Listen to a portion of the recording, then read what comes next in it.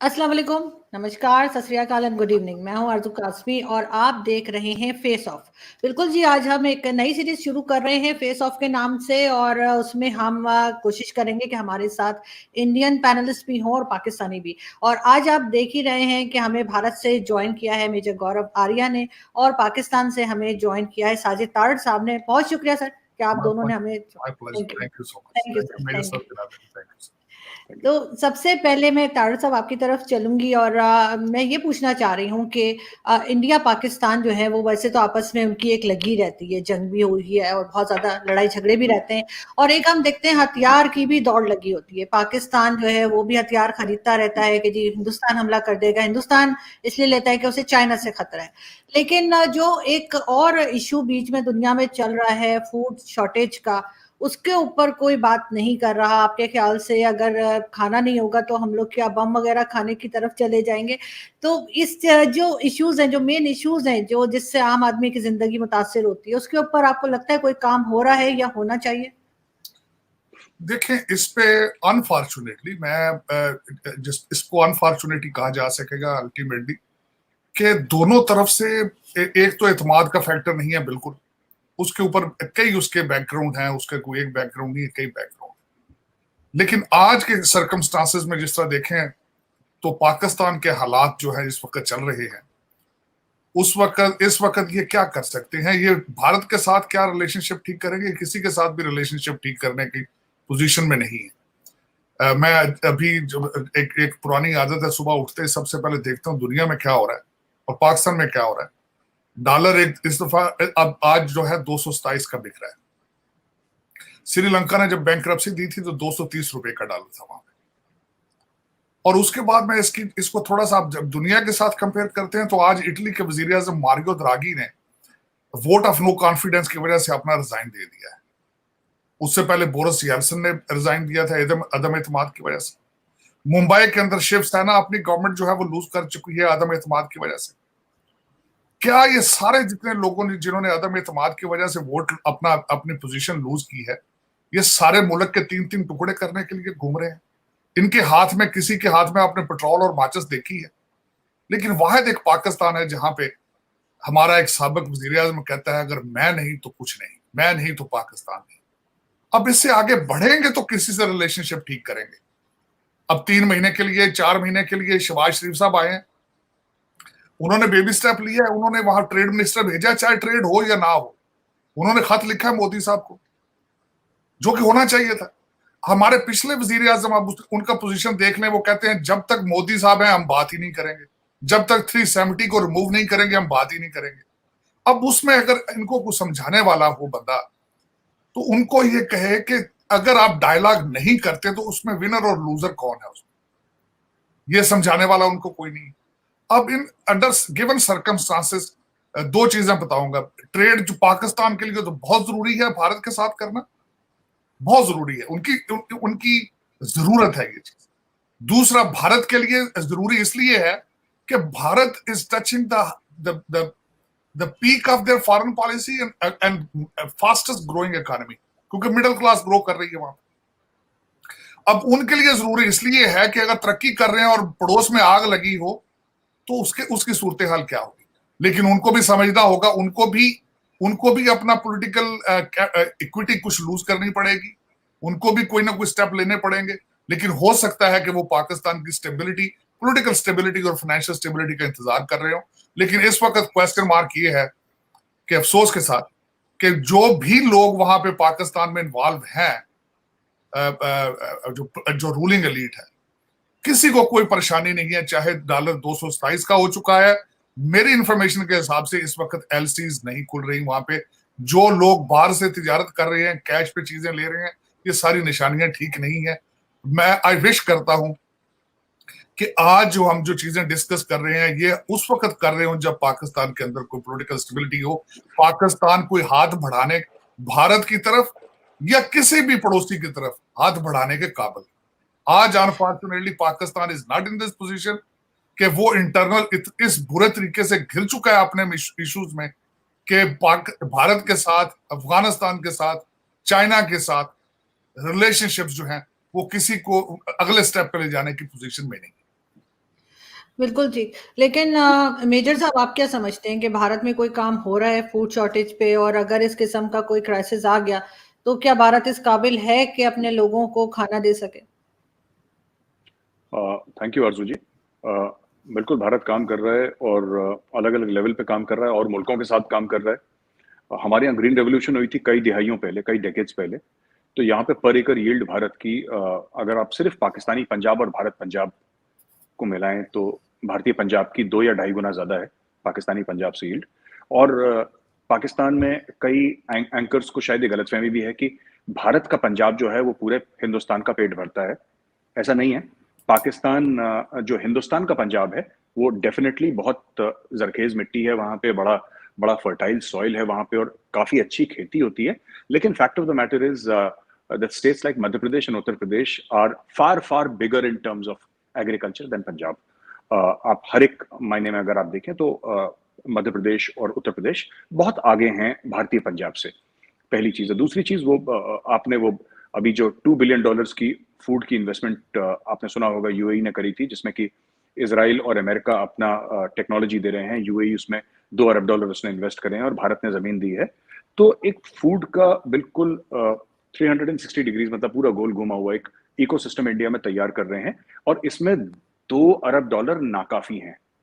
इसमें करीब $200 अरब डलेंगे तब जाके कुछ इम्पैक्ट पड़ेगा। और वो, बट मैं कह रहा हूं कि we have already taken the first steps. और ये India is cognisant. Energy security, food security, इन सब के बारे में भारत में सिर्फ बात नहीं होती, इसमें दिन रात काम भी चल रहा है। और इसमें दिन रात, और ये directly it is being monitored by prime minister Modi.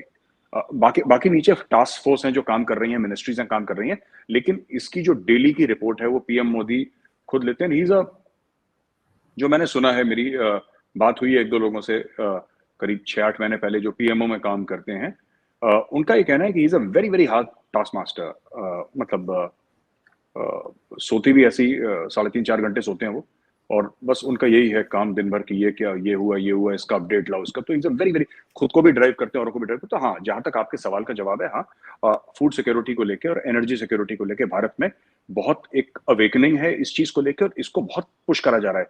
हमारे यहाँ एक और है ना कि जैसे जो लैंड के पार्सल्स हैं वो छोटे हो रहे हैं इंडिया में, हर ही जगह हो रहे हैं। अब जैसे कि एक किसान है जिसके पास माना कि 10 एकड़ जमीन है, उसके 3 बेटे हैं या 3 बेटे बेटियां हैं, वो फिर वो 3.25 एकड़ तीनों में बट जाएगा, फिर उनके बच्चे होंगे। तो जहां पे 10 एकड़ एक खानदान को पाल रहा था, 30 साल के बाद 10 एकड़ जो है वो 10 खानदानों को पालेगा। You understand? सो ये भी भारत को पता है कि इसकी वजह से लैंड का जो पार्सल कम हो रहा है, इसके भी तो फॉरेन कंट्रीज से कैसे हम लोग ट्रेड कर रहे हैं फूड के बारे में, किस तरीके से फूड को प्रोसेस कर रहे हैं। और साइंटिफिक रिसर्च के, यहाँ पे एग्रीकल्चर के रिसर्च के दिल्ली में ही एक बहुत बड़ी फैसिलिटी है, और जगह भी हैं, हमारे हैदराबाद में भी हैं जो दक्कन में है उधर, और जगह भी हमारे जो खास तौर से एग्रीकल्चर को देख रहे हैं। हमारे टॉप साइंटिस्ट हैं कि पर एकड़ यील्ड है वो कैसे बढ़ाई जाए। इसराइल से मोदी जी वो टेक्नोलॉजी लेकर आए हैं ड्रिप इरिगेशन की, कि किस तरीके से कम पानी में आप ज्यादा से ज्यादा क्रॉप्स उगा सकें। तो ये सब बातें चल रही हैं। किस तरीके से डिसैलिनेशन प्लांट्स लगाएंगे तो समुद्र के खारे पानी को मीठा पानी करेंगे, उसको पीने के लिए या फिर उसको फार्मिंग के लिए किस तरीके से इस्तेमाल करा जाएगा, ये सब हो रहा है। और जहां पे कुछ नहीं उग सकता, जैसे कि राजस्थान में कुछ जगह है जहां पे आसपास पानी नहीं है, या गुजरात में कुछ ऐसी जगह है जहां पे नमक है, मतलब आप 50 किलोमीटर देखेंगे तो सिर्फ वो रन ऑफ कच्छ का एरिया जहां पे सिर्फ नमक ही नमक है जमीन पे, सफेद, इट्स लाइक द मून। वो जैसे मून का वो है, बड़ा खूबसूरत है, लेकिन वहां पे कुछ उग नहीं सकता। और उसके अलावा भी कई जगह हैं और गुजरात में, तो वहां पे मैसिव सोलर फार्म्स लगा रखे हैं, मैसिव विंड के फार्म्स लगा रखे हैं। आप आरजू जी 1-1 घंटा आप गाड़ी चलाइए और वो सोलर पैनल खत्म नहीं होते। मतलब आप इतने इतने लगा दिए कि वो खत्म ही नहीं होते। तो जमीन उपजाऊ है, वहां से जमीन से आपके गेहूं निकले या वहां से सोलर एनर्जी निकले। जमीन से इसलिए कह रहा हूं क्योंकि पैनल जमीन पर लगा हुआ, आती तो ऊपर सूरज से है। तो ये कर रहे हैं, इसमें समय लगेगा। क्या हम लोगों ने अचीव कर लिया? बिल्कुल भी नहीं, हमें बहुत लंबा रास्ता अभी तय करना है। लेकिन there is a plan, there is a budget and there are efficient people who are doing it 24/7। तो मैं होपफुल हूं कि हो जाएगा, इसलिए मैं होपफुल हूं। मुझे लगता है आपके यहाँ कोई मलिक रियाज नहीं है, वरना अभी तक वहां पे सब जगह बिल्डिंग्स बन गई होती हैं। और जो हमारा हाल हुआ है कि हमारे पास जमीन ही नहीं है कि जहां पर हम अनाज उगा सके या कोई काम कर सके। क्या कहेंगे तारड़ साहब आप? इस हमारे पे यहाँ तो इस तरह का कुछ नहीं हो मैं रहा। इस पे थोड़ा सा ऐड ये करना चाहूंगा कि हमारे साबका वजीर आजम साहब ने फरमाया था कि जाके किसी से पूछ लें, मेरे टाइम के अंदर लोगों ने रियल स्टेट में से रैकेट पैसे बनाए हैं। तो रैकेट पैसे बनाने से मतलब ये था उनका कि उनके दौर में हाउसिंग सोसाइटियों ने और हमारी ब्यूरोक्रेसी ने खुल के एक दूसरे की मदद की है। अब मैं दूसरा पॉइंट उसमें ऐड ये करूंगा कि अगले दिन 6,000 हाउसिंग सोसाइटियां इन पंजाब और loan they are in pipeline कि किस तरीके से वो उसको हाउसिंग सोसाइटियां बना रही, कोई लॉ एंड ऑर्डर की हालत नहीं है। अब मैं जो खासकर फूड की बात कर रहा था, तो उसमें जो हमारे पूटन साहब अगले दिन मैं आई वाज सरप्राइज्ड कि पूटन साहब जब गए ईरान के दौरे में, तो उनका एक ऑब्जेक्टिव ये भी था कि यूक्रेनियन वीट जो है, गंदम को किस तरह ब्लैक सी से दूसरी दुनिया को बेचनी है। और उसके साथ एक ऑब्जेक्टिव उनका और भी था जो आई वाज शॉक्ड कि through Iran give a passage to help India, Bharat through Iran to have an access to the central Asia. तो ये चीजें दुनिया देख रही है, इसमें कोई शक नहीं है। Food is the future issue, water is the future issue, इसमें कोई शक नहीं है और इस पे काम भी हो रहा है। लेकिन अनफॉर्चुनेट मैं जिस तरह कहूंगा कि पाकिस्तान में इस वक्त लाहौर के अंदर जो है, तख्त लाहौर जिसको कहा जाता है, 188 कमरे 5 स्टार होटलों के बुक हैं और कुछ लोगों को पैसा देकर टर्की भेज दिया गया है। आज सुबह एक मेरा बड़ा अच्छा जर्नलिस्ट दोस्त है, उसने कहा है कि पाकिस्तान में डॉक्टर इंजीनियर बनना बिल्कुल फजूल है, मैट्रिक हाई स्कूल करके सियासत में आओ और 50 करोड़ लेके तो टर्की शिफ्ट हो जाओ। तो मेरे ख्याल में ये हमारे पाकिस्तान तो अभी उसी चीजों से ग्रो नहीं कर रहा, अनफॉर्चुनेट। लेकिन इसका मैंने आपको बताया ही है कि पाकिस्तान में पूरे का पूरा पाकिस्तान जो है वो एक मलिक रियाज साहब के हाथ में है, बैरियर टाउन के हाथ में है। जिस तरीके से हर रिटायर होने वाला अफसर जो है वो विश करता है कि मलिक रियाज साहब उनको जॉब दे दें, लेकिन कोई कानून नहीं है, कोई सोच नहीं है। सबसे बड़ी बात है विजन। मेजर साहब से मैं कहूंगा, जो बात कर रहा था मैं, कि इस सारी चीजें करने के लिए नेशनलिज्म चाहिए होता है। जब तक आप मैं भारत गया, बहुत दफा गया हूं और मैंने वहां पे देखा है कि लोगों के अंदर नेशनलिज्म। अब आप ये देखें कि यहां से अमेरिका से लोग पढ़ के वापस जा रहे हैं भारत में। भारत के इंस्टीट्यूशन जो है वो इस लेवल पर पहुंच चुके हैं कि वहां से लोग पढ़ के आके यहाँ पे माइक्रोसॉफ्ट चला रहे हैं, यहाँ पे लोग आके गूगल चला रहे हैं। लेकिन अनफॉर्चुनेट ये है कि पाकिस्तान के अंदर ना कभी किसी ने ब्रेन ड्रेन पे तवज्जो दी है, ना किसी ने वहां से पैसे की ड्रेन पे तवज्जो दी है, और ना देने का कोई इस वक्त लग भी नहीं रहा, क्योंकि मैं खुद पिछले 74 साल से भी मैं देख रहा हूं जो कोई हो रहा है पाकिस्तान में, और आने कहते no relief in sight. Unfortunate ये हमारी एज ए पाकिस्तानी मैं एडमिट करूंगा, ये बदकिस्मती है और शर्मिंदगी। एक चीज और मुझे, इससे पहले मैं मेजर साहब की तरफ चलूं, एक चीज और मुझे बताइएगा तारड़ साहब के, कल मैं अपने कुछ दोस्तों से मिली थी जो इंडियन है और वो अभी नए नए आए हैं पाकिस्तान, और वो ये कह रहे थे कि आपके जो मिनिस्टर हैं वो पूरा दिन टीवी पे बैठे रहते हैं, कहते हैं इतनी लंबी लंबी प्रेस कॉन्फ्रेंसेस करते हैं, बोलते ही जाते हैं, कहते हैं हमारे मिनिस्टर तो नजर ही नहीं आते। और क्यों नजर नहीं आते वो मेजर साहब बताएंगे, लेकिन ये नजर क्यों आते हैं पूरा दिन आपके ख्याल से? देखिए, एक आज तक आपने कभी सुना है किसी दुनिया के किसी ऐसे मुल्क में वजीर बे महकमा, कि वजीर है लेकिन पोर्टफोलियो कोई नहीं, तो वो बेचारा क्या करेगा? 4 सूबे हैं छोटे छोटे और 100 बंदे की कैबिनेट होती, तो फिर वो क्या करें? वो उन्होंने कुछ ना टाइम तो गुजारना होता है। तो पाकिस्तान में 2-3 नई चीजें शायद आज देखने वाले, एक तो वजीर बे महकमा, और दूसरा हर वजारत के एक मिनिस्टर ऑफ स्टेट, और एक असली मिनिस्टर है, एक फेक मिनिस्टर है। तो उन लोगों के पास बेचारों की टाइम क्या होता है? आपके पास किसी को इत्तेहाद बनाने के लिए भी आपने मिनिस्ट्रियां बांटनी होती हैं या वजारतें बांटनी होती हैं, और उसके बाद ये कि जो अपने यार दोस्त हैं उनको ऑब्लाइज करने के लिए भी यही एक तरीका कार है। यहाँ पे मुझे ये बताएं, कभी आपने देखा कि high school graduate ministry of education को हेड कर रहा हो? तो ये तो सारे, हमारी तो हिस्ट्री भरी पड़ी इन चीजों में। हमारा अफसोस, मैं कई दफा कहता हूं कि पॉलिटिकल सिस्टम चलता रहता, लोग तजर्बात करते, इसी तरीके से रिफाइन होकर लोग आगे आते हैं। हाइब्रिड सिस्टम ना होता, चीजें ट्रैक पर चलती, और आगे भी आने वाले, मैं अब देखें, मैं दुआए खैर ही की जा सकती है, मायूसी गुनाह है मैं समझता हूं, लेकिन ये कि इस वक्त सो फार कुछ नजर नहीं आ रहा कि पाकिस्तान अगले जिस तरह 36 घंटे, अगले 48 घंटे जो चल रहा है, जिस तरह के लोग पेट्रोल और माचिस लेके घूम रहे हैं, सारी आधा पाकिस्तान इस वक्त यही हालात चल रहे हैं। मैं मेजर साहब आपसे भी ये पूछना चाहूंगी कि आपके मिनिस्टर्स जो हैं वो टीवी पे नजर नहीं आते, जबकि हमारे मिनिस्टर्स तो हर वक्त टीवी पे ही रहते हैं। तो आपके मिनिस्टर्स टीवी पे क्यों नहीं आते? किसी डिबेट में हमने नहीं देखा, किसी उसमें जैसे टॉक शोज में नहीं होते। और साथ साथ ये भी कहा जाता है कि जो भारत में अपोजिशन है वो बड़ी कमजोर है और उसकी वजह से डेमोक्रेसी जो है बड़े खतरे में है। तो मोदी जी ने ऐसा क्या कर दिया है कि अपोजिशन इतनी कमजोर हो गई है? आरजू जी, पहले सवाल का जवाब ये है कि मिनिस्टर्स, ये भारत में शुरू से ही है कि पब्लिक कमेंट्स मिनिस्टर्स कम करते हैं यहाँ पे। और आपको प्राइम मिनिस्टर मोदी के इंटरव्यूज बहुत कम दिखेंगे, बहुत कम हैं। कभी अगर चले गए कहीं पे तो चले गए, वरना नहीं है। तो मैं बड़ा सरप्राइज था जब देखता था कि रोज इमरान खान साहब as a prime minister, sitting prime minister, क्योंकि प्राइम मिनिस्टर का टाइम तो बिल्कुल कहते हैं कि हीरे जवाहरात की तरह होता है, सोने चांदी की तरह। इट्स वेरी मतलब एक प्राइम मिनिस्टर का टाइम कितना वैल्यूबल होगा एक मुल्क का, 22-25 करोड़ का मुल्क है। मतलब it has to be very valuable, right? But यहाँ पे रोज के रोज, अब आप सीएनएन के इंटरव्यू के लिए जाएंगे, 1 घंटा आप तैयारी करेंगे, आधे पौन घंटे का वहां पे इंटरव्यू होगा, आपका मेकअप होगा, उसके बाद वो आप डिस्कस करेंगे, आपके 2-3 घंटे तो चले गए रोज के।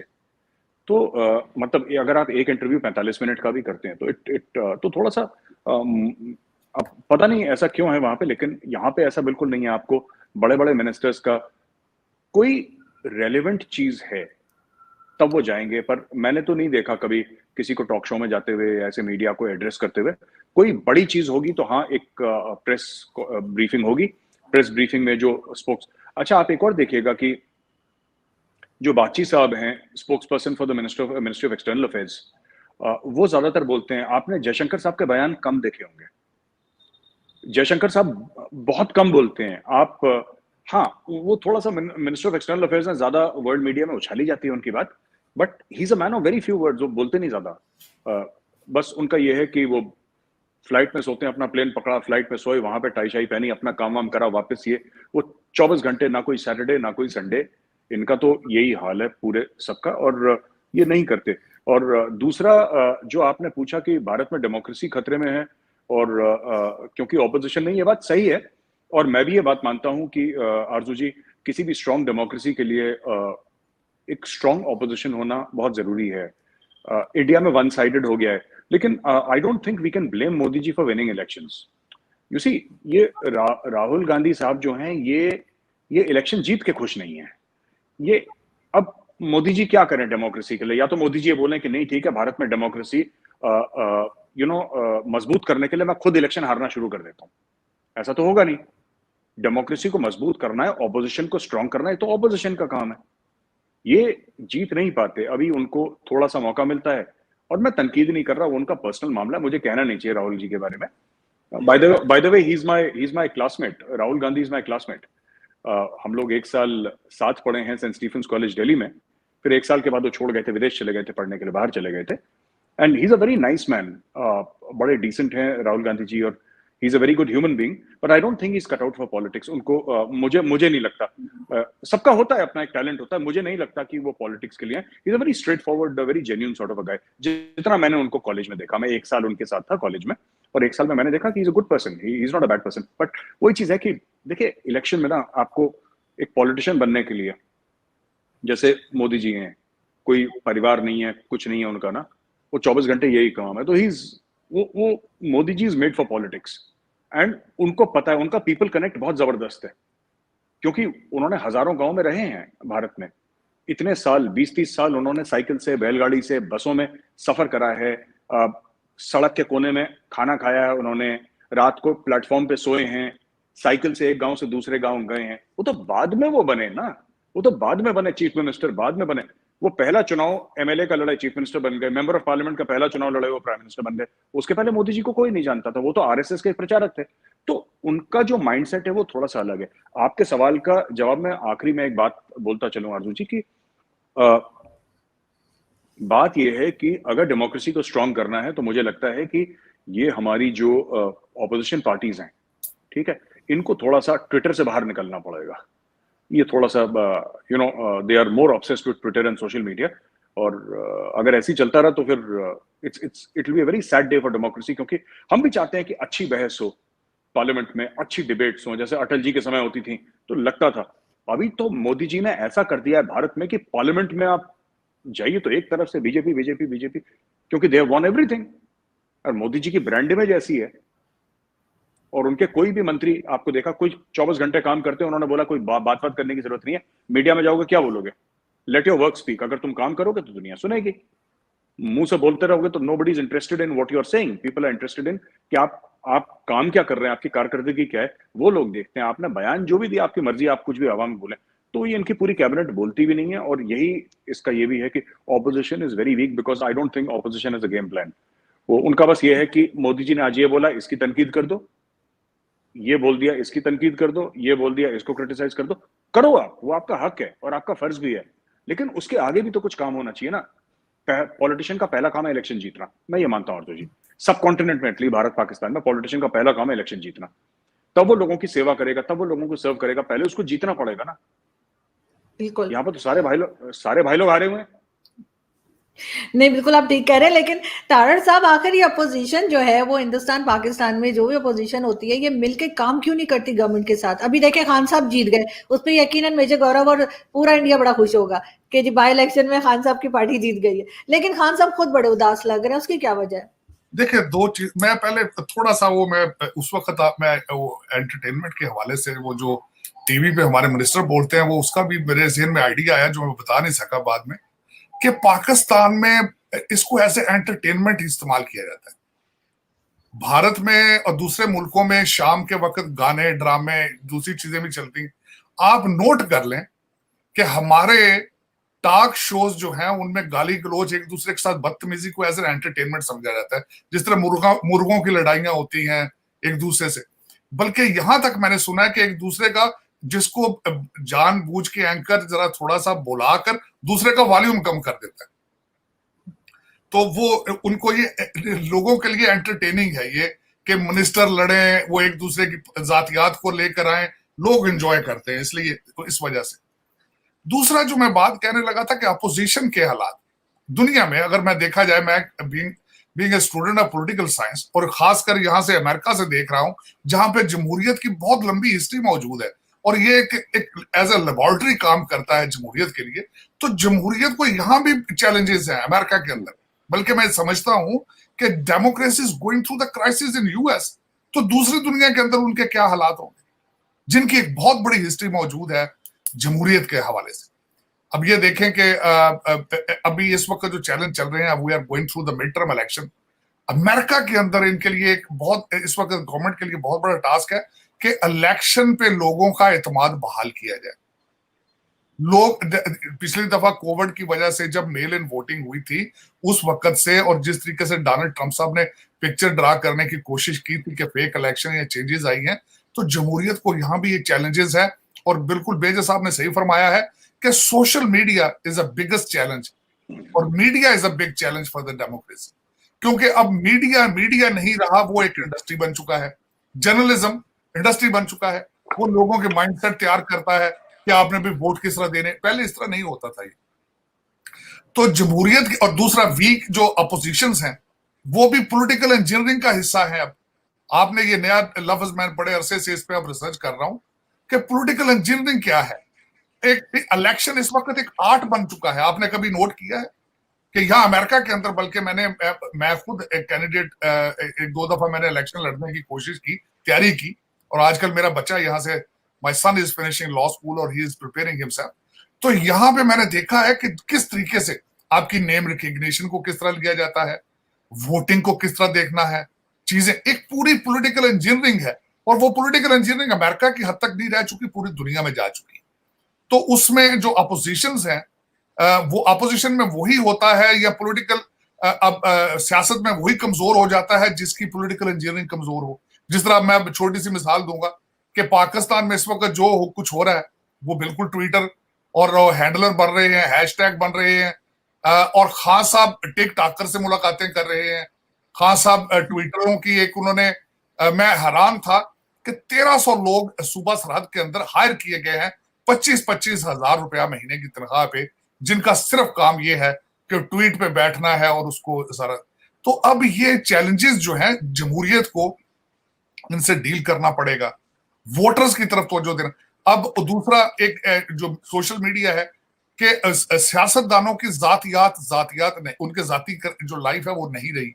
अब उनकी हर चीज जो वो खांसते हैं तो लोग उसका जवाब चाहते हैं, शाम को भी ये इसने इस तरह क्यों किया, कपड़े जो पहनते हैं उसका जवाब शाम को वो चाहते हैं क्यों इस तरह हुआ। तो ये एक चैलेंजेस हैं, जमहूरियत democracy is going through the challenges. और उसका सबसे बड़ा चैलेंज जो होगा अमेरिका के अंदर, तो देखें ना, जो पिछली चीजें थी वो रिफाइन होना शुरू हो चुकी हैं। आज मिड टर्म इलेक्शन है, कई लोगों ने उसको अपना रिएक्शन शो करके फर्क कर दिए, कई लोगों को फर्क कर।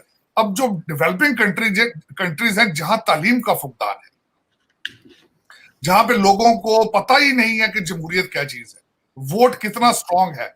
एक मेरा मकसद है कि वो ऐसे फैसले कर देते हैं कि जिसकी वजह से सफर करते हैं। लेकिन भारत के अंदर मैंने कई चीजें प्लस देखी हैं। उसकी आखिरी मिसाल मैं ये देना चाहूंगा जमहूरियत के हवाले से। आपने कहा कि पंजाब में इस दफा आम पार्टी का आना जो है वो मेरे लिए एक, मैं समझता हूँ कि this is a good example कि हाउ जो है वो जो आम पार्टी ने न्यू दिल्ली के अंदर, मैं लास्ट आखिरी दफा जब मैं गया था वहां, तो मैंने कई लोगों से पूछा आम पार्टी की परफॉर्मेंस। तो बिलखसूस एक टैक्सी ड्राइवर से पूछा तो उसने कहा था कि मेरे बच्चे, हमारे पब्लिक स्कूलिंग दिल्ली के अंदर इतनी अच्छी हो चुकी है जो कि as equal as private schools. तो एक बहुत बड़ा, Kejriwal is doing a wonderful job. और इसकी एक ताजा मिसाल है कि उन्होंने परफॉर्म करके दिखाया है और पंजाब ने उनकी रिफॉर्म को एक्सेप्ट किया है। और इस वक्त वो मान साहब है वहां पे, उनकी मैंने एक और बात बड़ी अच्छी लगी, उसको मैं कोट करना पसंद करूंगा कि न्यू दिल्ली के अंदर वो कहते थे कि जो करप्शन करेगा उसकी वीडियो बना के भेजते हैं वो, और उस पर एक्शन लिया जाता है। तो मान साहब ने चैलेंज किया था आगे कि आप जो आपसे पैसे मांगे पैसे उसको दो, लेकिन उसकी वीडियो बनाओ, हमें भेजो, एंड देन वो डील विद इट। तो लेकिन ये कि काश इस तरह की चीजें सरहद की इस तरफ भी हो, जमहूरियत पले आगे चले, एक दूसरे के साथ हार्मनी में रहना सीखें, एक दूसरे की शिकस्त को एक्सेप्ट करना सीखें, अदम एतमाद अगर वोट आ जाए तो उससे डील करना सीखें। मैं हैरान हूं कि खान साहब स्पोर्ट्समैन है, मेरी खुद की बच्ची जो है नेशनल लेवल की स्क्वाश प्लेयर है। मैं हमेशा उसको एक चीज सिखाई है कि जीत से डील करना सीखो और हार के साथ डील करना सीखो। मेरी बच्ची स्क्वाश प्लेयर एक दो शुरू में रोती थी कई दफा हार के गेम, तो मैंने कहा बेटा यू विल प्ले 50-60 हजार गेमें जिंदगी में खेलोगी, हर गेम पे रोगे बैठ के। तो यही मेरा मशवरा है बिल्कुल इस वक्त पाकिस्तान को, खासकर जो जमहूरियत में लोग बैठे हैं, कि हार से डील करना भी सीखो। और दूसरा ये है कि जो हम बात करते हैं, हमेशा ये मैं कहता हूं कि देखें दुनिया ने जंगें करके देख ली, दुनिया ने एक दूसरे ऊपर एटॉमिक पावर्स यूज करके देख ली हैं, लेकिन उनसे निकलता कुछ नहीं है। 21st सेंचुरी देखें, जब बच्चा पैदा होता है वो सिर्फ इंसान होता है, वो बाद में हिंदू बनता है, बाद में मुसलमान बनता है, बाद में वो मुस्लिम लीग नून का बनता है या बीजेपी का बनता है। तो उस चीज का लिहाज करना चाहिए, एक दूसरे को एज ए इंसान एक दूसरे की रिस्पेक्ट करना शुरू करें। और दूसरा मैं एक रिलीजियस चीज ऐड करना चाहूंगा, हालांकि I am not a religious person. दुनिया का हर मजहब ये कहता है कि खुदा तक पहुंचना है, ईश्वर तक पहुंचना है, वाहे गुरु तक पहुंचना है, तो इंसानों से मोहब्बत करना सीखो। वो हर मजहब ये कहता है कि अगर आपने सुप्रीम बीइंग तक पहुंचना है तो लव ईच अदर। हर मजहब प्यार का सबक देता है, लेकिन अफसोस के साथ आज हम लोग जो है वो सियासतों में, कदूरतों में, सियासत, एक तो मजहब को कारोबार बना लिया गया है, उसकी वजह से ज्यादा नुकसानात हो रहे हैं। Organised religion has done more damage to the human being versus done any good. लेकिन ये कि मैं खास कर, क्योंकि हमारे आज मेजर साहब भी बैठे हैं और हमारे देखने वाले भी काफी सरहद की दूसरी तरफ भी होते हैं, तो मैं उनको ये बताना चाहता हूँ कि ये people to people there so much love regardless how. मैं high regards for the Major Saab. He said, you won't imagine how biggest fan I am of this person, the way he speaks, the way he handles the, and it's remarkable. I wish there are more people like you, Major Saab. those are or those are living on the ground, and those have harmony and love, and at least they have a will to cross border dialogue और चीजें. I wish कि बिल्कुल people think like that. जी, बिल्कुल। और इसी के साथ मैं दोबारा मेजर साहब आपकी तरफ चलूँगी और मुझे ये बताइए कि पाकिस्तान इस वक़्त मतलब टीटीपी के साथ भी प्रॉब्लम्स हैं, हमें हमारे इधर अटैक्स भी हो रहे हैं, साथ-साथ इकोनॉमी भी ख़राब हो गई है, फ़ॉरेन पॉलिसी भी हमारी जो है वो बिल्कुल ही सभी को मालूम है कि किस हद तक डैमेज्ड है। तो एक तरह से बहुत ज़्यादा प्रॉब्लम में है आपका पड़ोसी मुल्क। तो इससे भारत को कुछ फ़र्क पड़ता है, कोई टेंशन होती है कि जी होनी तो वैसे चाहिए मेरे ख़्याल से क्योंकि ज़ाहिर है बिल्कुल साथ ही है कंट्री।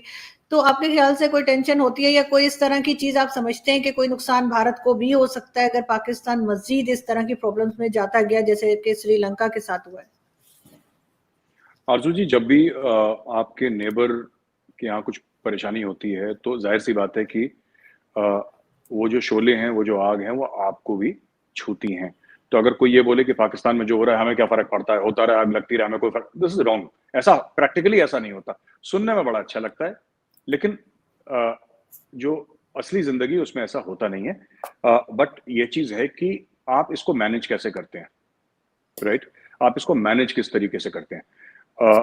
मुझे ऐसा लगता है कि खासतौर से पाकिस्तान के कॉन्सेप्ट में, अगर मैं आपका सवाल ठीक तरीके से समझ पाया हूं आरज़ू जी, मुझे ऐसा लगता है मैम कि पाकिस्तान के कॉन्टेक्स्ट में चाहे पाकिस्तान में कोई अच्छी चीज हो या बुरी चीज हो, मैंने कभी उसके पीछे प्लान नहीं देखा। अच्छी चीज भी हो जाती है और बुरी चीज भी हो जाती है, मतलब कि वो थिंग्स कीप ऑन हैपनिंग।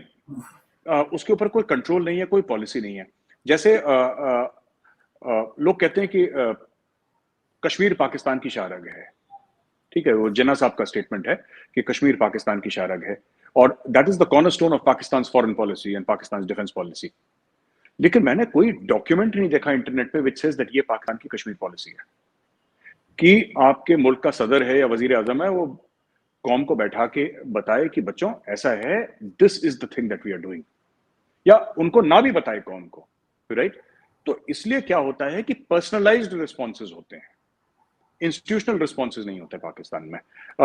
मुझे ऐसा लगता है, ये मेरी थोड़ी सी हो सकता है एक बड़ी बचकाना सोच हो, लेकिन ऐसा मुझे लगता है कि जैसे कि भारत अगर 370-35 से हटाता है, तो इमरान खान साहब ट्विटर पे जाते हैं और बोलते हैं कि छोटा आदमी बड़ी कुर्सी पे बैठ गया, हिंदुत्व, फाशिज्म, ये सब बातें करते हैं, लेकिन there is no institutional response because you are not prepared. अच्छा, कहते हैं कि हमें पता नहीं लगा।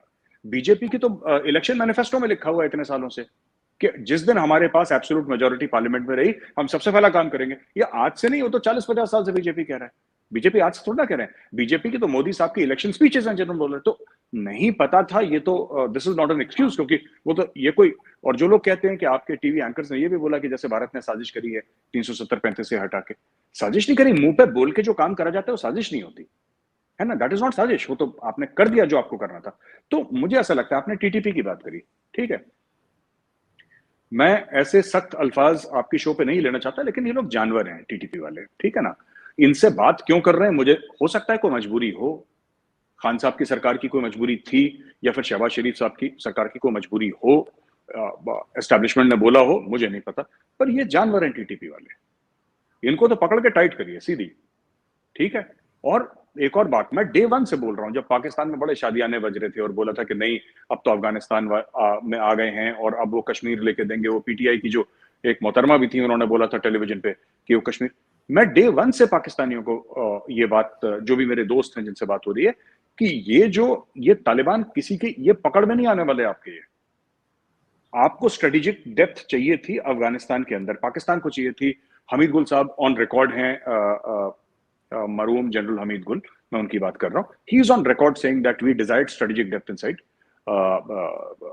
अफगानिस्तान। आज की तारीख में अफगानिस्तान ने टीटीपी का इस्तेमाल करके पाकिस्तान के अंदर स्ट्रेटेजिक डेप्थ कर रखी है, और इन लोगों को ये समझ रहे थे कि ये लोग तो क्या है, ये तो गुफाओं से आए हैं और अजीब अजीब से इनके भेस हैं और लंबी दाढ़ी, लंबे लंबे बाल और रॉकेट लॉन्चर लेके, वो लोग इतने शातिर निकले कि उन्होंने सबको घुमा रखा है। तो मेरा सिर्फ ये कहना है कि अगर आपकी किसी भी मुसीबत के लिए अगर इंस्टीट्यूशनल रिस्पॉन्स हो, दैट इज ऑलवेज बेटर। जो वजीर हैं वो कम बात करें, वो बिल्कुल ना बोले। मुझे तो ऐसा लगता है कि ये बहुत बड़ी सर्विस होगी, ये मोदी जी ने यहाँ पे कर रखा है, and this is a good example to follow. हमें पाकिस्तान से सीखना चाहिए, पाकिस्तान को इंडिया से सीखना चाहिए, we should learn from each other. और एक चीज जो मोदी जी ने बोल रखी है कि भाई मुंह बंद करो और काम करो, आवाज ना सुनाई दे मुझे किसी की, चुप रह के बस भागते रहो 24 घंटे।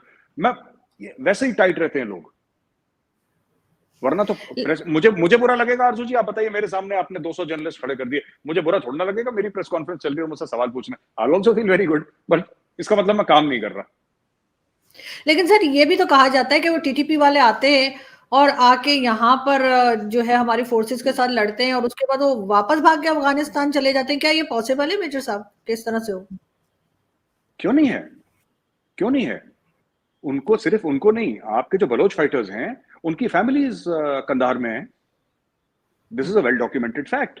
आपके जो तहरीक तालिबान पाकिस्तान है उसका नाम टीटीपी है, लेकिन उसका पूरा का पूरा बेस अफगानिस्तान के अंदर है, ट्राइबल एरियाज। वो लोग नहीं मानते ड्यूरेंट लाइन, वो लोग जाते हैं, उनको शय है अफगान तालिबान की। अफगान तालिबान, देखिए अफगान तालिबान जब पावर में आए सबसे पहले किसको छुड़ाया था उन्होंने जेल से? टीटीपी वालों को छुड़ाया था ना जेल से, तो वो है वहां पे। आप देखिए, a good terrorist is a dead terrorist. Pakistani फौज को चाहिए इनको जान से मार के खत्म करें, तब जाके शांति होगी। ये देखिए जानवर लोग हैं ये, आप लोग उनसे बातचीत कर रहे हैं, इनको खत्म करें। एंड पाकिस्तान आप आर्मी एक इज वेल केपेबल, मैं आपको बता रहा हूं, they are well capable of doing it. जरबयाज था आपका, रदुल फसाद था, आपने करा था, ठीक है, उसका उसका थोड़ा सा कोलैटरल ज्यादा हुआ, कोलैटरल डैमेज। मैंने नॉर्थ वजीरिस्तान में जो उनके खास ऑपरेशंस थे, मैंने उनको बड़ा क्लोजली स्टडी करा है फ्रॉम अ मिलिट्री पॉइंट। वो they were not perfectly executed, but on ground they were this thing कि टीटीपी की ऑलमोस्ट कमर तोड़ दी थी, ऑलमोस्ट कमर तोड़ दी थी। इससे पहले कि मैं तार साहब से यही सवाल पूछूं कि क्या वो एग्री करते हैं मेजर साहब से कि टीटीपी के साथ यही सलूक होना चाहिए, मैं ये जरूर बता दूं मेजर साहब कि प्लीज आप लोग कोई एयर स्ट्राइक ना किएगा, क्योंकि हमारे पास चाय नहीं है। हमारे एक मिनिस्टर ने कह दिया है कि चाय ना पिए फिर आपके पायलट क्या आएंगे और हमें चाय नहीं हम पिला पाएंगे। क्या कहेंगे तार साहब? मैं आरजू एक तो थोड़ा सा आपको बताना चाहूंगा, कहते हैं किसी चीज के बारे में सोचना या बात करने से पहले उसका माजी देखना चाहिए। अफगानिस्तान का माजी मैं जरूर बताना चाहूंगा कि अफगानिस्तान का माजी क्या है। ये पहाड़ों के ऊपर रहते थे लोग, ऊपर अभी भी रहते हैं, नीचे उतरते थे लूट के ना, जो आपके ट्रेड रूट्स होते थे दर्रा खैबर से, उनको लूट के फिर पहाड़ों के ऊपर चले जाते थे। दिस इज, फिर वहां से अब देखें, वहां से फिर इन्होंने भारत के ऊपर हमले इंडिया पे किए, यूनाइटेड इंडिया पे आए। मुगल लोग जो कौन थे वो यही थे सारे, यहीं से सारा कुछ आया गया। तो एक तो लड़ाई झगड़ा उनके कल्चर का हिस्सा है। एक दूसरा, रशिया को जिस तरीके से रशिया अफगानिस्तान में आया और फिर उससे पैसे बनाए गए, इस रीजन में बहुत लोगों ने पैसे बनाए उससे। अब उस जो नई जनरेशन है, हमारे एक तो अफगान महाजरीन आ गए, हमने उन डॉलरों की खातर पाकिस्तान बेचा। किस तरह बेचा? हीरोइन ले आए यहाँ पे, कलाशनकोव हर घर में पड़ी है।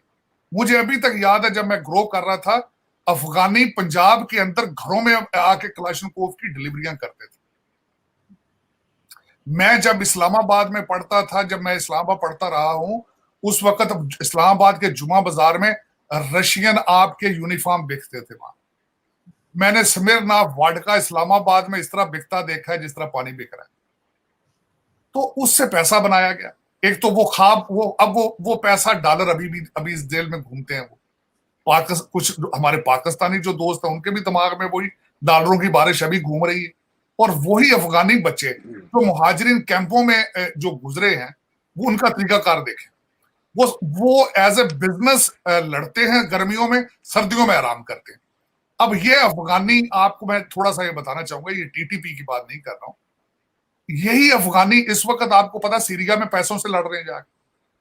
आपको पता है यही अफगानी इराक में $500-500, $200 लेके महीने का ये वहां पे भी लड़ रहे हैं। आपको यही पता है कि यही अफगानी लिबिया में भी पैसे जाके लेके लड़ रहे हैं। तो ये उनका कारोबार है। अब मैं दो चीजें बताता हूं। माजी के अंदर जब भी पाकिस्तान उनसे किसी चीज पे निगोशिएट करता था, निगोशिएट करने का स्टाइल भी बताना चाहता हूं। वो दो चीजें, जब यहां से जाते थे निगोशिएट करने, वो कहते थे आप लेकर के आए हो, या पैसा दो या असला दो। ये मीटिंग शुरू होने से पहले ये बात तय होती है, क्या लेकर आए हो भाई, उसके बगैर तो वो बात ही नहीं करते। तो ये देते रहे मुसलसल। अब मैं वो बात करना चाह रहा था कि ये अटैक करके भाग जाते हैं वापस, ये भागते हैं वापस। पिछली दफा हमारी इसके ऊपर हमारे पाकिस्तानी एयरफोर्स ने उनके ऊपर एयर स्ट्राइक की है, लेकिन साथ क्या हुआ है कि वो जो वहां पे अफगानी मरे थे, आपने उनके पैसे दिए फिर दोबारा, क्योंकि वो टेबल पर बैठते ही नहीं उन चीजों को बगैर पैसों के। तो ये पता है और दूसरी बात ये, मैं वो मेजर साहब बात, मैं उस पर मजीद क्या बोलूं, मैं समझता हूँ अच्छा नहीं होता जब सारी चीजें अपने हाथों से बनाई हो। ये मेरे मध्य तालिबान कौन है, अफगान मुजाहिदीन कौन थे, ये हमारे हाथों के बने हुए हैं सर। तो इनको बनाया है, अब वो उनके हमारे वो गले पड़ रहे हैं, अब वो चैलेंज कर चुके हैं, पाकिस्तान की सॉवरेनिटी को चैलेंज कर चुके हैं। लेकिन मैं एक बात ये जरूर कहूंगा कि जो लोग चीज असेंबल करते हैं उसको डिसमेंटल करना भी वो जानते हैं, लेकिन उसके लिए विल चाहिए। वो विल कहां से लाएंगे? अब पाकिस्तान आर्मी सलाहियत बहुत रखती है, लेकिन अंदर ग्रुपों में डिवाइडेड है। हमारे आधे तालिबानी माइंडसेट के लोग तो फौज में बैठे हैं, हमारे आधे आर्मी के लोग तो वो चाहते हैं रियासत मदीना बनाई जाए, वो आधे हमारे आर्मी के अंदर बैठे लोग कहते हैं शरिया इन्फोर्स की जाए। हमारा चैलेंज तो ये है, हमें पता ही नहीं। एक तो सबसे पहले इस्लाम एक foreign religion for the sub continent, और यहां पे लाकर हमने उसको बिल्कुल उसको समझने की कोशिश नहीं की। हम सुबह उठते हैं, दिल होता है तो इस्लामिक पॉइंट ऑफ व्यू से सोचना शुरू कर देते हैं, शाम को बैठते हैं तो पाकिस्तानी सोच बन जाती, दोपहर को सोचते हैं तो कहते हैं पैसे बना लो। तो मेरा मकसद एक कंफ्यूजन है, एक ऐसा इज़्तिराब है। मैं बहसीते पाकिस्तानी खुद, कई मैं दिल होता है तो मैं कई दफा इस्लाम की तरफ चला जाता हूँ, कई दफा शाम को दूसरी साइड। मेरे वो ये कंफ्यूजन हर पाकिस्तानी के पास है, हर चीज। आप 72 तो फिरके बना लिए आपने मजहब के, शिया सुन्नी एक दूसरे को, आप अहमदी अलग है, शिया सुन्नी अलग है, बरेलवी अलग है, कौन कितना मसलक आपके नहीं है। लेकिन उसकी बात यह है, हर प्रॉब्लम जो है, मैं समझता हूं मेरी नजर में, जो मैं सारी जिंदगी, हर प्रॉब्लम के साथ एक सोल्यूशन होता है अगर आप उसको ढूंढना चाहें। बिल्कुल होना चाहिए। अगर आप पंजाब के अंदर आरजू, अगर आप पंजाब के अंदर गवर्नमेंट बनाने की सलाहियत नहीं रखते, आप सुकून पंजाब में लाने की सलाहियत नहीं रखती, तो टीटीपी को किस तरह डील करेंगे आप? वो तो बहुत दूर है भाई, टीटीपी तो बहुत दूर है, डॉलर आपके कंट्रोल से बाहर है इस वक्त। मुझे ये बताएं शहबाज शरीफ साहब, मैं छोटी सी आखिरी दो मिसालें देना चाहूंगा, आखिरी दो मिसाल। हमारे रियासत मदीना के जो ठेकेदार हैं इस वक्त, अपने हमारे इमरान साहब, उन्होंने 2 नारे लगाए, हकीकी आजादी और अमेरिका की आजादी के। उन्होंने कहा था अगर अमेरिका की गुलामी करनी थी तो इससे अच्छा था पाकिस्तान बनता ही ना। मैं इन 2 स्टेटमेंट्स को काउंटर करना चाहूंगा। खान साहब के दौर में 2 फाइनेंशियल मिनिस्टर थे, दोनों आईएमएफ के मुलाजिम थे, पीपल्स पार्टी के दौर के थे।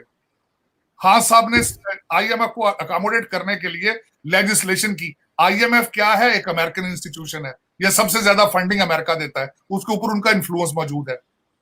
अब उसके बाद दूसरी चीज पे जाना चाहता हूं कि इस वक्त हमारे जो शहबाज शरीफ साहब हैं, 3 महीने हो गए, उन्होंने अभी तक गवर्नर स्टेट बैंक अपॉइंट नहीं किया।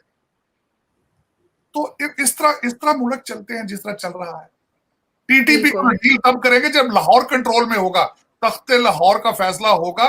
टीटीपी तो बहुत दूर है। टीटीपी वालों, अच्छा मजे की बात है, टीटीपी वालों को जब इन्होंने पता लगा इनको फाइनेंशियल इनको क्राइसिस में है, उन्होंने कोयले का रेट डबल कर दिया अपना।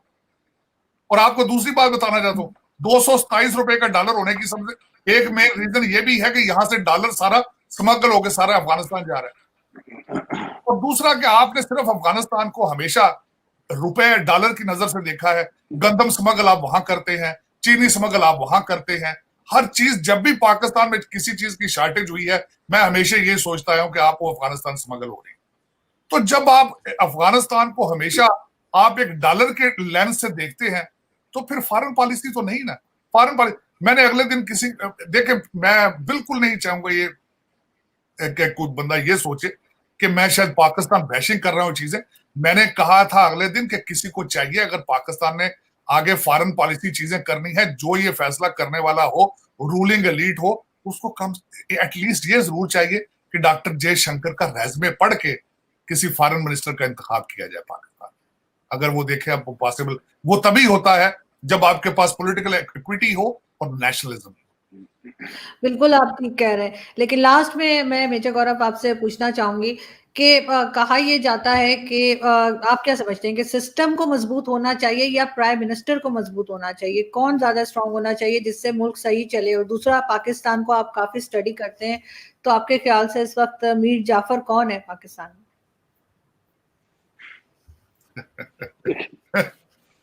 देखिए, मैं आपने सवाल ही ऐसा खतरनाक सा पूछ लिया। देखिए, मुझे लगता है कि अगर सिस्टम स्ट्रांग होंगे तो सिस्टम प्राइम मिनिस्टर को अपने आप स्ट्रांग बना देगा। Institution should be strong. किसी भी मुल्क में, पाकिस्तान हो, इंडिया हो, अमेरिका हो, अमेरिका क्यों सुपर पावर है? अमेरिका इसलिए सुपर पावर है क्योंकि वहां पे इंस्टीट्यूशंस की इज्जत है। कोई परफेक्ट डेमोक्रेसी नहीं है अमेरिका, लेकिन सेल्फ करेक्शन एक बहुत बड़ा एक अमेरिकन ट्रेट है कि ये हमारी गलती है, हम इसको सुधार देंगे। तो ये अमेरिकन करते हैं। फ्रीडम वहां पे उसकी बड़ी वैल्यू है। वो अच्छे में है, बुरे में है, वो बात की बात है। सेकेंड अमेंडमेंट के लिए अमेरिकन जान दिए रहते हैं। ठीक है, अब मैं अग्री नहीं करता, but I am not an American citizen. मैं कौन होता हूँ मैं अग्री करूँ ना करूँ? But the fact of the matter is कि फ्रीडम देयर इज एब्सोल्यूट। वो बिलीव करते हैं, यू नो, कहते हैं land of the brave, home of the free. ये कुछ ऐसे ही उनका बड़ा एक वहां पे कहना है। मैं आरजू जी एक बात बोलता हूँ कि जब इंस्टीट्यूशन स्ट्रांग हो जाता है तो मुल्क स्ट्रांग हो जाता है, मुल्क स्ट्रांग होते हैं तो प्राइम मिनिस्टर स्ट्रांग हो जाता है अपने आप। ठीक है ना? ये अमेरिका का जो America strength is not in its nuclear weapons. America strength is in its people and it's institution. वो अमेरिका की स्ट्रेंथ है। जो अमेरिका के 11-12 न्यूक्लियर पावर्ड एयरक्राफ्ट कैरियर्स है ना, वो अमेरिका की ताकत नहीं है। जो अमेरिका के लोग हैं, जो अमेरिका में फंडामेंटल राइट्स की रिस्पेक्ट है, जो इंडिविजुअल की रिस्पेक्ट है, जो अमेरिका में जो कल्चर की, वो अमेरिका का पावर है। कल अगर अमेरिका को, भगवान ना करे ऐसा दिन आए, पर कल अगर अमेरिका के पास कुछ नहीं रहता, इनमें इतनी सलाहियत है कि जमीन से फिर आसमान तक अपने आप को ले आएंगे 20-30 साल के अंदर। ये सलाह, क्योंकि वहां पे कल्चर ठीक है, सो इंस्टीट्यूशंस ठीक है, तो वो कर लेंगे अपने आप।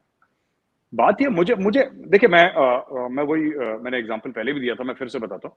मैं आरजू जी लंच पे था एक सीनियर जनरल के साथ इंडिया में, और एक सीनियर डिप्लोमेट के साथ। दोनों रिटायर्ड, 10 एक साल पहले रिटायर हो चुके हैं वो लोग। और मैंने उनसे बात करी, जब इमरान खान साहब जीते थे पंजाब के इलेक्शन में, 15 सीटें 20 में से बाईपोल्स में जीते थे, तो उन्होंने बोला कि यार जो, और मैं अग्री करता हूँ क्योंकि मेरी भी यही थॉट्स थी। उन्होंने बोला कि जो इमरान खान डैमेज कर रहा है, इमरान खान साहब जिस तरीके से सुप्रीम कोर्ट को उन्होंने छोड़ा, पार्लियामेंट को उन्होंने छोड़ा, इकोनॉमी को उन्होंने छोड़ा, फौज को उन्होंने छोड़ा, उन्होंने सबको निपटा दिया एक शॉट में। और आज की तारीख में आपकी एस्टेब्लिशमेंट वाले चुप हैं। इट्स वेरी सरप्राइजिंग दैट, मतलब यू नो कि they are very tentative about this whole thing कि हो क्या रहा है, राइट? आपने अभी पूछा ना, तारड़ साहब से आपने बात करी थी कि इमरान खान क्यों, जीतने के बाद भी क्यों इमरान खान इतना प्रोटेस्ट कर रहे हैं। इमरान खान ने तैयारी उस स्क्रिप्ट की करी थी कि रिजल्ट आएंगे मैं अल्लाह करूंगा। अब वो जीत गए, तो उन्होंने स्क्रिप्ट तो बदली नहीं कि भाई मुबारक हो। उन्होंने बोला नहीं, हाय क्यों, वो एक्सपर्ट हाय मैं कंटेनर पे, तो चढ़े हुए थे कंटेनर पे, उतरे नहीं नीचे वो जीतने के बावजूद। तो ये बात है मेरे हिसाब से। बिल्कुल आप ठीक कह रहे हैं, शायद यही बात लग रही है। कुछ आप कहना चाह रहे थे तारड़ साहब? मैं ये कहना चाह रहा था कि मैं वो मिस कर गया पॉइंट पिछली दफा, कि खान साहब ने तैयारी कर रखी है फॉरेन फंडिंग केस के खिलाफ। तो उसके लिए उनका नैरेटिव फिट बैठता है कि अदम एतमाद, इनको ऐसी फिजा कायम की जाए इलेक्शन कमीशन के खिलाफ कि ये जो काम करते हैं ये 2 नंबर करते हैं, ये जो कुछ है सारा कुछ। क्योंकि फॉरेन फंडिंग केस एक ऐसा केस, उसका फैसला है कि वो जब उसका रिजल्ट आएगा तो खान साहब की बिल्कुल आंखें खुल जाएंगी। लेकिन दूसरा उसमें अब देखें किस रुख जाता है पाकिस्तान। जिस तरह मैं एग्री करूंगा मेरे हिसाब से कि कभी पाकिस्तान की एस्टेब्लिशमेंट ने या इस तरह को पहले खामोश नहीं रहे। मैं जिस तरह के अब इनके बारे में लफ्ज इस्तेमाल किया जाता है अनोखा लाडला, जिस तरह जावेद लतीफ साहब ने अगले दिन फरमाया था कि अभी तक लाडला है। अब देखें पाकिस्तान, लेकिन मैं हमेशा कहता हूँ मेरी फीलिंग स्टेट ऑफ पाकिस्तान के साथ है, और इस वक्त स्टेट ऑफ पाकिस्तान जो है वो कमजोर है, और मैं उसके लिए मेरी दुआएं भी हैं और सोच भी है कि बेहतर हो। अब देखें कि कहते हैं ऊंट किस रुख बैठते हैं। बिल्कुल देखते हैं कि क्या होता है, लेकिन खैर हमारी दुआ है कि कुछ बेहतरी आए और दोनों कंट्रीज, हिंदुस्तान में भी और पाकिस्तान में भी, सब लोग खुश रहें और आराम से रहें। बहुत शुक्रिया कि आप दोनों ने ज्वाइन किया। Thank you so much.